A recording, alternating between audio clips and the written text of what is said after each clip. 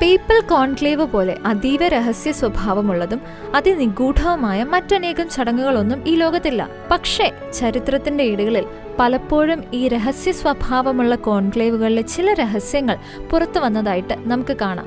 ഇന്ന് നടക്കുന്നത് പോലെയല്ല ആദ്യ കാലഘട്ടങ്ങളിൽ മാർപ്പാപ്പമാരുടെ തിരഞ്ഞെടുപ്പ് നടന്നുകൊണ്ടിരുന്നത്.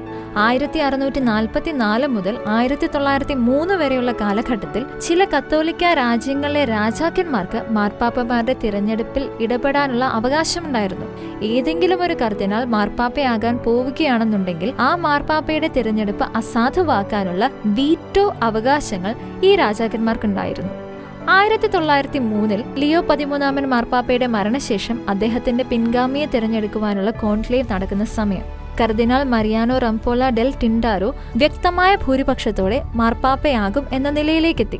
അപ്പോൾ ഓസ്ട്രിയയുടെ ചക്രവർത്തിയായിരുന്ന ഫ്രാൻസ് ജോസഫ് ഒന്നാമൻ പോളിഷ് കർദിനാളായ കർദിനാൾ യാൻ പുസീന ഡെ കൊസൈൽസ്കോ മുഖാന്തരം കർദിനാൾ ടിൻഡാരോയുടെ ഇലക്ഷന് തടയിട്ടു. ടിൻഡാരോയെ മാർപ്പാപ്പയാക്കുവാൻ പാടില്ല എന്ന് ഈ പോളിഷ് കർദിനാൾ വഴി ചക്രവർത്തി ആവശ്യപ്പെട്ടു.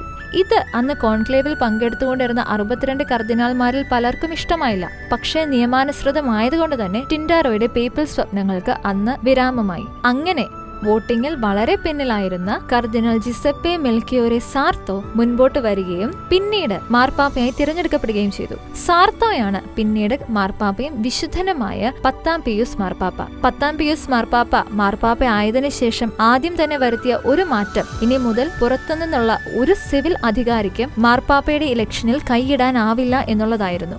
അങ്ങനെ ശ്രമിക്കുന്ന ആരും ഓട്ടോമാറ്റിക്കലി കത്തോലിക്ക സഭയിൽ നിന്നും പുറത്താക്കപ്പെടും എന്നും അദ്ദേഹം എഴുതി. ഈ കഥ നമുക്കെങ്ങനെയാണ് അറിയാവുന്നത്? ഓരോ റൗണ്ട് പേപ്പൽ ഇലക്ഷൻ കഴിയുമ്പോഴും കർദിനാൾമാരുടെ കയ്യിലുള്ള ബാലറ്റുകൾ കത്തിക്കുകയും അതിന്റെ പുകയാണ് സിസ്റ്റീൻ ചാപ്പലിന് മുകളിലുള്ള പുകക്കുഴലിലൂടെ വരുന്നതെന്നും നമുക്കറിയാം. പക്ഷേ ഈ ബാലറ്റ് പേപ്പറിനോടുകൂടി ഒരു സ്ക്രൂട്ടിനി ഷീറ്റും എല്ലാ കർദിനാൾമാരും കത്തിക്കുന്നുണ്ട്. ഓരോ കർദിനാളിന്റെയും കയ്യിൽ ലഭിക്കുന്ന ഈ സ്ക്രൂട്ടിനി ഷീറ്റിലാണ് ഓരോ കർദിനാളിനും എത്ര വോട്ട് കിട്ടി എന്ന് അവർ വ്യക്തിപരമായി രേഖപ്പെടുത്തുന്നത്. എന്നാൽ 1903 ഇലക്ഷനിൽ ബൊളോണിയയിലെ ആർച്ച് ബിഷപ്പായിരുന്ന കർദിനാൾ ഡൊമിനിക്കോസ് വാംപ അവസാന റൗണ്ട് ഇലക്ഷന്റെ സ്ക്രൂട്ടിനി ഷീറ്റും ബാലറ്റ് പേപ്പറും രഹസ്യമായി സിസ്റ്റീൻ ചാപ്പലിൽ നിന്നും പുറത്തു കടത്തി. ആ ബാലറ്റ് പേപ്പറിൽ അദ്ദേഹം എഴുതിയിരുന്ന പേര് കർദിനാൾ സാർത്തോയുടേത്, അതായത് പിന്നീട് മാർപ്പാപ്പയായ 10-ാം പിയൂസ് മാർപ്പാപ്പയുടെ പേരായിരുന്നു.